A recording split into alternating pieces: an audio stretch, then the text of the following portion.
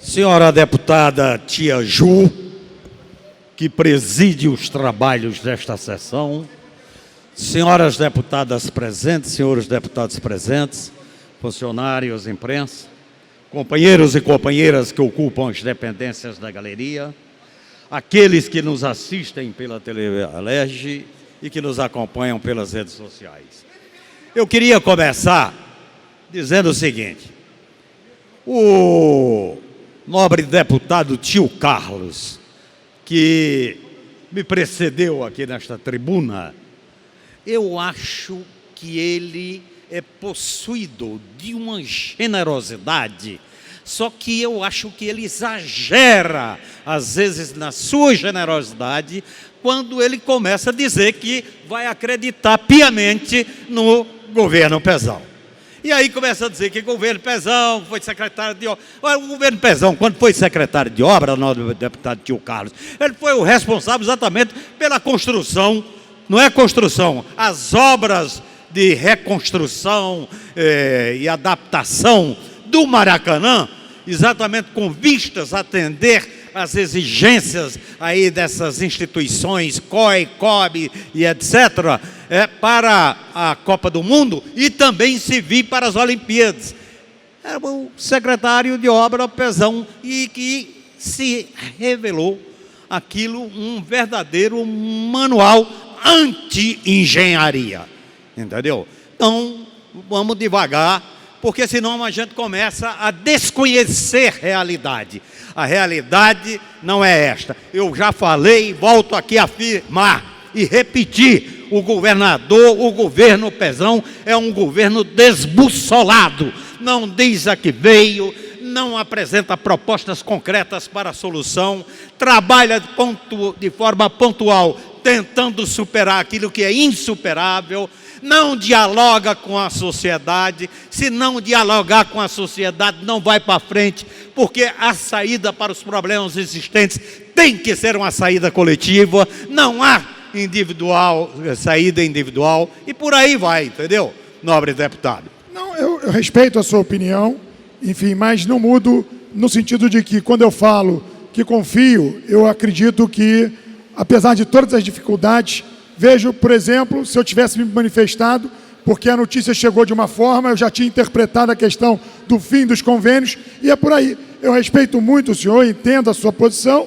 e não tem problema. Quanto à sua citação ao secretário de obra na ocasião, é porque ele esteve fazendo uma vistoria no conjunto habitacional Cruzada São Sebastião, e ali assumiu alguns compromissos como chefe da pasta. Enfim, aqui não teço comentários a sua capacidade em relação quando era gestor da pasta de obras. E sim, ele assumiu um compromisso, espero que ele cumpra esse compromisso. Essa é a minha esperança. Muito obrigado. Bom, mas de qualquer maneira eu queria trazer aqui para conhecimento dos deputados e deputadas desta casa o que foi publicado hoje no Diário Oficial do Estado do Rio de Janeiro. Publicação esta da Secretaria Estadual de Governo, convocando consultorias para que demonstrem interesse em realizar planos municipais de mobilidade na região metropolitana. Diz o aviso da Secretaria: serviços de consultoria, manifestação de interesses, número 001/2016, extensão de prazo.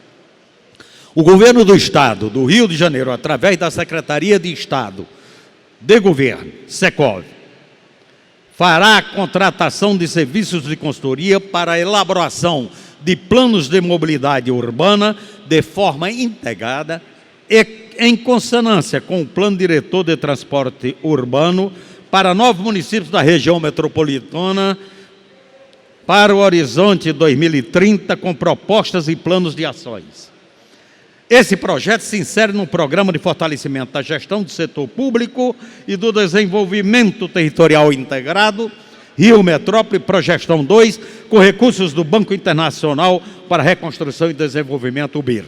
Bom, os municípios cobertos, exatamente nessa primeira etapa anunciada, são São Gonçalo, Itaboraí, Nova Iguaçu, São João de Meriti, Belford Roxo, Magé, Nilópolis, Mesquita e Queimados. Pois bem, nós não podemos, de forma alguma, deixar de estranhar esses movimentos do governo do Estado. Primeiro, a forma como isto está sendo anunciado, pelo menos se for verdadeira, há um descompasso entre aquilo que deveria ser realmente uma ação voltada para tentar superar os problemas existentes, tanto em relação à mobilidade, como em relação a desenvolvimento urbano. Aqui, por exemplo, nós sabemos que está existindo aí todo um trabalho voltado para a questão da licitação, sendo preparada, né? Aí a licitação das linhas intermunicipais e mais promessas de BRTs. Eu gosto de falar BRTs porque desde quando se anunciou a existência de BRTs na cidade do Rio de Janeiro, que teve a minha discordância, e não só a minha discordância, como a discordância de técnicos e especialistas preparados e muito bem balizadas e fundamentadas. BRT, uma solução de 20, 30 anos atrás, que inclusive foi adotada em Curitiba com grande sucesso, mas 20, 30 anos atrás. Hoje já é totalmente diferente a realidade, não só em Curitiba, mas totalmente diferente a realidade, por exemplo, na cidade do Rio de Janeiro. Hoje já se tem outras propostas mais avançadas, inclusive, como ressaltou aqui o nobre vereador Conde Bittencourt em relação à inteligência da cidade do Rio de Janeiro, então de se trabalhar inovação, novas tecnologias e o conhecimento que é importante exatamente para você alavancar desenvolvimento, não só alavancar desenvolvimento de cidade e de estado, como também a promoção deste problema. Então, é isso daí. Veio para cá o ano passado, que chegou exatamente uma mensagem também do governo, do executivo, sobre a região metropolitana. Eu, inclusive, fiz pronunciamentos aqui, foi suspenso, inclusive, a tramitação, porque realmente chegou solicitando o regime de urgência, nobre deputado Julianelli, nobre deputado Jânio Mendes.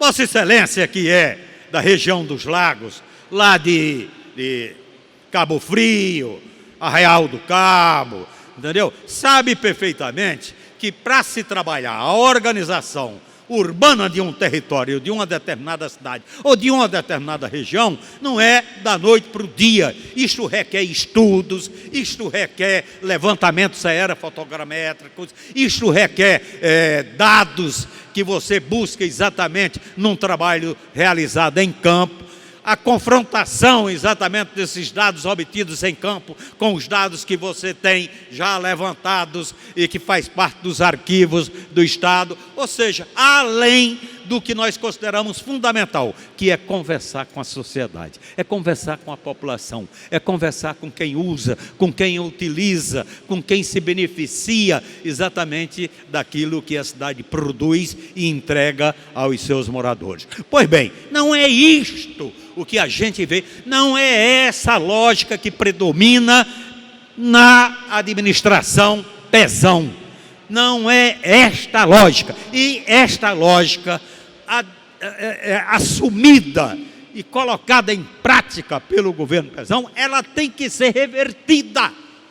Eu acho que tem que se reverter a tendência perversa como se constrói políticas para o Estado do Rio de Janeiro, sem ouvir a sociedade, e pior ainda, nobre deputado Julianelli e nobre deputado Jânio Mendes e nobre deputada Tia Ju, é que os órgãos do governo, eles não conversam entre eles, não há diálogo entre eles.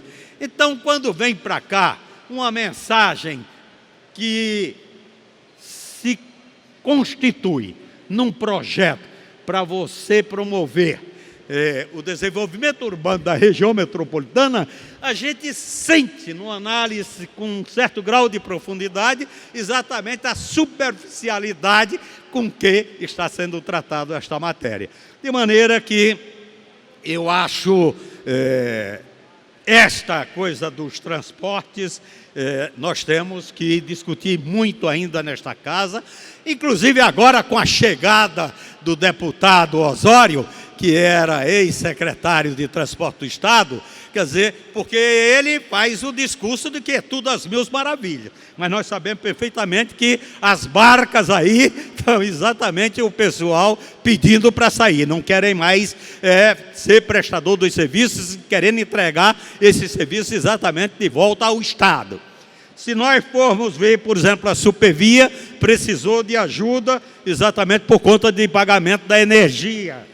Se nós formos ver o metrô, que insiste exatamente na expansão em tripa, já anda avisando que não vai ser concluído no prazo que foi estipulado. E quem anda na cidade do Rio de Janeiro, que se transformou num verdadeiro canteiro de obras, eu, pelo menos, com minha formação de engenheiro, ponho em dúvidas se até o início das Olimpíadas essas obras, todas elas estejam concluídas. Não vão estar. Então, vamos devagar com a Duque e o Santa de Barro. Vamos colocar os pés no chão. Vamos tratar a superação das dificuldades existentes por conta desta dependência que agora é que começa a se notar que o Estado é dependente desta matriz energética petróleo. Vamos devagar e vamos tentar exatamente. Agora, para fazer isso, só tem uma forma. Pode ficar certo. A saída não vai ser individual. A saída tem que ser coletiva. E coletiva, discutindo com a sociedade. Discutindo quem vive o dia a dia, sofrendo as consequências das políticas implementadas sem compromisso com as transformações exigidas pela sociedade. De maneira que começo e vou terminar, porque meu tempo terminou, mas que amanhã voltarei a este assunto, porque é um assunto que a Assembleia Legislativa não pode desconhecer e tem que tratar com a devida seriedade e responsabilidade que este Parlamento tem o dever, respeitando o povão que está lá fora. Muito obrigado.